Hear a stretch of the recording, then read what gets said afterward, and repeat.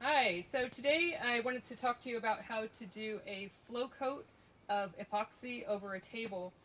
And what we're going to do is this table in front of us here is a maple ply table.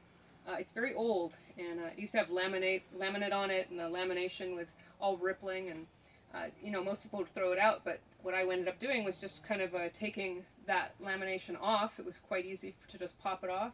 I sanded it a little bit, and then I've gone ahead and prepped it with black.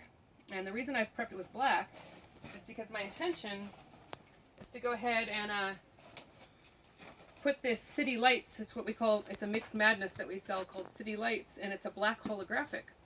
So I thought if I go ahead and prep it with black, and then I put the black glitter over it, if there's little areas where the glitter isn't 100% covering, that nice black surface will take care of that. Now when you flow coat something, you want to make sure that either one, you have a lip that comes up and it becomes like a trough where the epoxy sits in the lip area, or you want to have it where it can roll off the edge. And in our case, you can see there's no lip, so it's going to go ahead and roll off the edge. And what you're doing is actually, we're going to put the glitter down first in what's called a seal coat, and that's going to grab that glitter and hold it, and then whatever extra we have, we'll brush off. And then we're going to let that dry for some hours. And then we're going to go ahead and mix up a whole nother batch of epoxy, and we're going to dump it over the top of it. And it's going to just do this beautiful flow action where it actually flows an eighth of an inch thick, and then it comes to the edge and it will drop. And then you let it cure for 3 days at high heat of 75 degrees. And then at the end, you just have to clean off the drip marks on the bottom, and you've got a beautiful, high gloss, shiny, gorgeous tabletop. So today we've done the prep. This paint is all dry, and we're going to go ahead and mix up our seal coat. So we're going to go do that right now. Okay, I'm going to go ahead and mix up the hardener and the resin. It's a 50-50 mix. And I have a container here that has these wonderful markings on it. So I'm going to go ahead and put in 4 ounces of the resin and then 4 ounces of the hardener. Give it a good stir, and then I'm going to brush it on to the table. And then while it's still wet, I'm going to put the glitter down. Make sure you wear a respirator. This stuff is not good to breathe.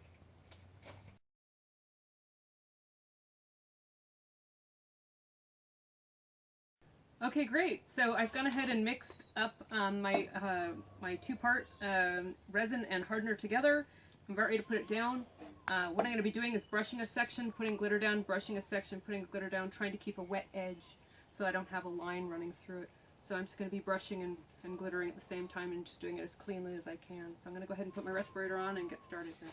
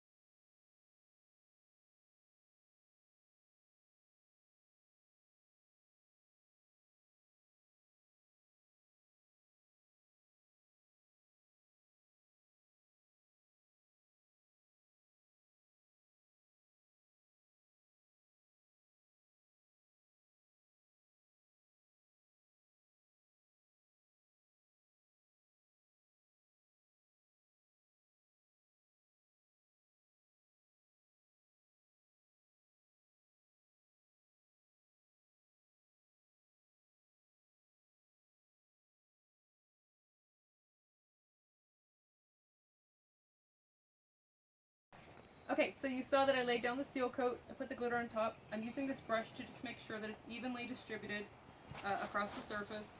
Right now, some sections may look like they're not as flat as others. They kind of have like a moonscape look to it. That's where the epoxy was a little thick and some of the glitter's already come up through it. That should pretty much all even out when the final coat is, the flow coat's put down. Hi, so we're ready for the next stage of our project. Yesterday evening we went ahead and did a seal coat and we put the glitter down, and today we've come back and it's dry, and now it's time to go ahead and brush off any of the extra glitter. I just generally use a dry brush that's clean, and you just go through and brush off any extra glitter. So I've already done that, and really very little came off, so we didn't lose a lot of glitter on this one. That was great. Just a little bit came off, and it's very, very smooth, and we're ready to do our flood coat. So the flood coat is the final stage, and what we're going to do is go ahead and mix up the rest of the resin and the rest of the hardener. This particular brand likes to have the resin be warm, so I'm heating it up with this heater. And incidentally, we left the heater on inside the tent last night because it's very important with this brand for it to stay above 75 degrees. And even though it's summer, the evenings can get a little cool, and it's important for it to be 75 or higher for the full length of the project. That's just one of the things that this particular brand requires. So keep that in mind. You wouldn't want to do this in the winter unless you were inside where you could, heat the space. Okay, so I'm going to go ahead and prep our next batch, and we'll do the final step, the flood coat. Hi, so right now we're about ready to mix the flood coat, and I have the epoxy here in front of the heater. They talk about putting it in warm water in the sink for 10 to 15 minutes. That's totally fine too. Here we don't have a sink in our tent, so we're using our heater, and it seems to be doing a good job. We're going to go ahead and just warm it up, but not let it get too warm. It's about right. Next, we're going to go ahead and mix 50-50, so 50% of the resin, 50% of the hardener into here. And there's obviously lots of ways that you can measure, but what we're going to do is measure by our bottle. So right now, put these side by side. We're going to go ahead and pour until both of these are at the same line, so we know that the same amount are in the bucket. Otherwise, you can use the buckets that have the measuring on it like we did earlier with our seal coat. Okay, so we're going to go ahead and pour those in, and then we're going to use our squirrel cage, which can be found at paint stores. They're very, very handy, and we're going to go ahead and agitate that so it's nice and thoroughly mixed, and then we're going to flood our table. Okay, so I'm going to get rolling here. Okay, I've gone ahead and mixed my flood coat per the directions for the this brand, and I'm going to go ahead and begin the flood coat. Now, something to keep in mind is you can go ahead and mix the amount that you need for the whole project, but if you don't know how much you need, you can mix half. But you only have 15 minutes to get that next batch going, so you got to stay on it. So you're going to go ahead and not just dilly-dally and say, oh, I did half the table and then come back. No, you're going to go ahead and immediately start mixing the next batch if you need one. All right, so I've gone ahead, and I don't think this is enough, but I wanted to show you how you can do it in the 2 stages if you have to. So here we go.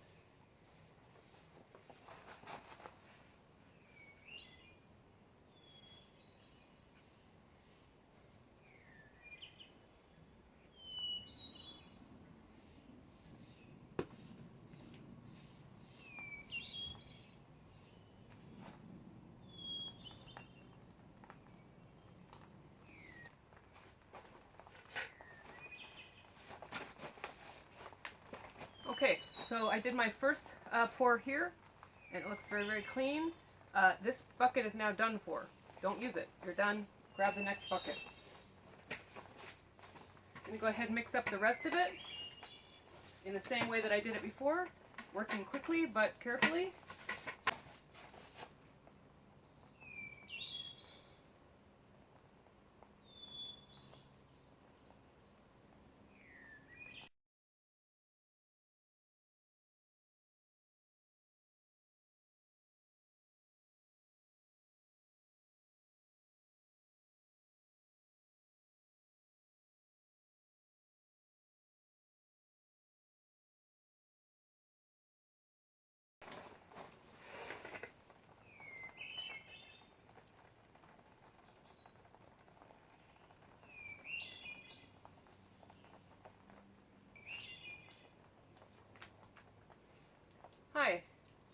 we've done our flood coat at this point, and really quickly, you might see me working on the edge here.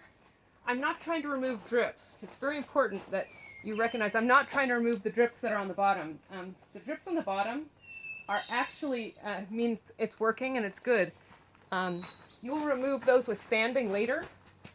Why I'm doing it right now is because this particular table has a 30-degree angle backwards as part of its design. And so I'm making sure that that slant is completely covered. So that's what I'm doing. I'm not removing the drips. Leave those drips there. They're perfectly normal, and they'll be handled with sanding. Okay? Okay. There's one last step, and this is important. This epoxy has bubbles in it. You want to get rid of those. There's two ways to do it. One, you can use a heat tool, which is what we're going to do. Or two, you can use one of those handheld propane or butane tools.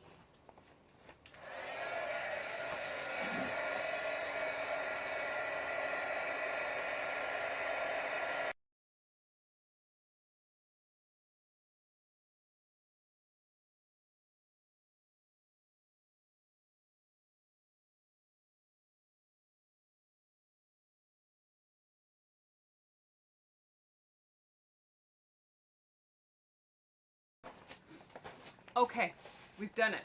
At this point, the flood coat is done. The bubbles are popped. It looks fabulous. There's just one last thing to do, and that is leave it alone. We have it in an outdoor tent with all the walls closed in so no bugs can get in. If they land on this, you're doing another coat. So it's very important. We're going to leave the heater on. It's still about 75 degrees outside, but we're going to make sure it's at least 75 by leaving the heater on. You know, wherever you are, if you're doing it outside in a space, it's going to be tempting to come and peek in your project. Don't. Leave it alone. Right now is the critical time for things to not happen to it. If you're wearing clothes that can brush up against it, tuck them in. I know I've done this a lot, so I feel confident that I'm not going to do that, but it can certainly happen. So just take it very, very seriously. Just let it drip and let it dry.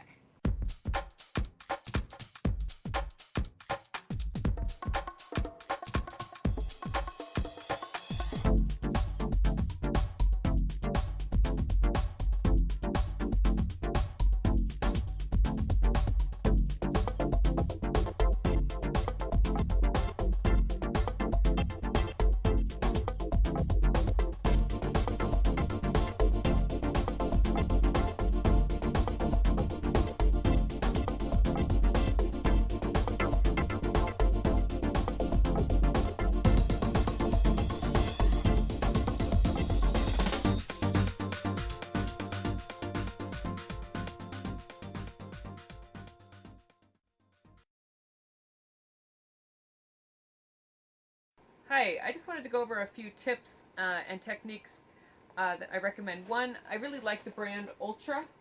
This is the one we're using today, the Ultra Clear Epoxy. It's a two-part. I really like it because it's 1/8 of an inch thick. And what that does is it allows you to do one coat and walk away. You don't have to do multiple coats. Some of the cheaper brands, they'll put down 1/16 of an inch, and then you're having to go ahead and do multiple coats in order to get that really nice high gloss. Now on the other hand, if you're using a very subtle glitter, 1/8 of an inch might be a little thick for your glitter, and it might not sparkle as much. So keep that in mind. You might either have to use a bigger flake on the glitter, or you would want to use a different brand that gives you a thinner finish. But this particular brand is like a professional brand. It's used by like Starbucks and all the big name bar chains and so forth. So that's why I like the Ultra. So another tip is that when you put your seal coat down and you put your flood coat down, you're supposed to sand the seal coat lightly so that the flood coat will actually stick to it. When you have glitter on your seal coat, you don't have to do that. In fact, you do not want to sand your glitter. That would be a nightmare. So you're going to just do the flood coat right over the top and it's going to be fine. Okay? Now keep in mind, if you have a lot of loose glitter, like you didn't take the time and actually really get off what wasn't sticking, it's going to actually get into your flood coat and it could very easily hit the surface of your top of your flood coat. In which case, when you ran your hand over it, you might feel flakes of glitter. And because this stuff is so thick, it won't necessarily have time to sink within the epoxy down to the bottom where it should be. So you really do want to get all the loose glitter off you can. Now, if you like the idea of the glitter floating in it, there's nothing wrong with that. But you'd have to do a second flood coat on the top in order to get that super smooth finish where there would be no flakes rising to the top. You'd want to, keep them embedded in that first flood coat layer, and then just let that second coat sit on top. And you can actually do multiple coats, but you're getting pretty thick at that point. And glitter does rely on light going through the medium, in this case the epoxy, hitting the glitter flake and bouncing off. If you've got a 1/4 inch of epoxy, that's a lot of work for the light to get through to hit that glitter flake. So I would personally just do 1 flood coat and not 2. But if you had to, that's something else. Okay, so that's another tip. The other one is this particular brand, it likes the resin to be warm. So I tend to keep it in the room where the heater is overnight. The resin, the hardener, doesn't want to be warm like that, because if you do, if the warm hardener hits the warm resin, it cures way too fast, and you won't have the flood won't have time to even itself out. So keeping this one cooler and this one warmer is what they recommend for this particular brand. Okay. The other thing is if you have to mix 2 different batches, let's say you underestimated the amount you needed for your flood coat and you had to mix another batch, don't use the same bucket. Use a new bucket, a brand new bucket, because if you have some resin still left in this bucket and you do your next batch, it will contaminate the first batch and it will not be beautiful and clean. And you do want beautiful and clean with this, because when that thing goes down, when that flood coat's down, this is a beautiful sight to be seen. And if there's little chunks or discolored things or particles from the first batch, you're going to see it, and that looks ugly and very unprofessional. So get yourself as many buckets as you think you may need for the job. So the flood coat that we're going to be doing, I don't know why they call it a flood coat, except for the fact that you are literally flooding the table. So there's 2 things that you've got to keep in mind. One, you have to have a really good drop cloth down. Just putting paper down isn't enough. It's going to be sitting there soaking through the paper. It's going to get to your floor. Cardboard, same story. It's going to find its way into various things. You've got to put down a nice, good quality piece of plastic, because when you put the resin down, it's going to drop onto the table, smooth itself out, and drop onto the floor. Okay? You're not trying to contain it. You're not trying to use a brush to keep it on the table. It's going to just go all over and drop, and you're going to let it drop. So it's really important to have something on the floor that's going to catch that. That's not going to ruin whatever you're working on. Okay? Even if you're in a workspace, you still don't want to have a ring of resin, in your workshop for the rest of your life. So definitely put that plastic down. The next tip is that because this is flooding, it's one of these situations where if your workshop is at a slight angle, or your table or whatever you're doing is at a slight angle, that flood is going to go off to one side. So it's important to level the surface that it's on. So make sure you get a level out. You make sure that this is sitting on a level spot so that the coating will not just, go flowing off to one side. So you'll have, a thicker spot here and a thinner spot there. This does work, and it's called self-leveling. But if your table's like this, there's nothing on earth that's going to keep 1/8 of an inch and 1/8 of an inch up here. So you've got to make sure that you've got your material level. So this is not one of those things where if you're doing a stage set or something that's angled like this is not the product for you. That's not what this is about. Okay, this is about doing level tables, level bars, level counters, that sort of thing. Okay, so keep that in mind. Grab that level and take it seriously, because you don't want to have a lopsided end product.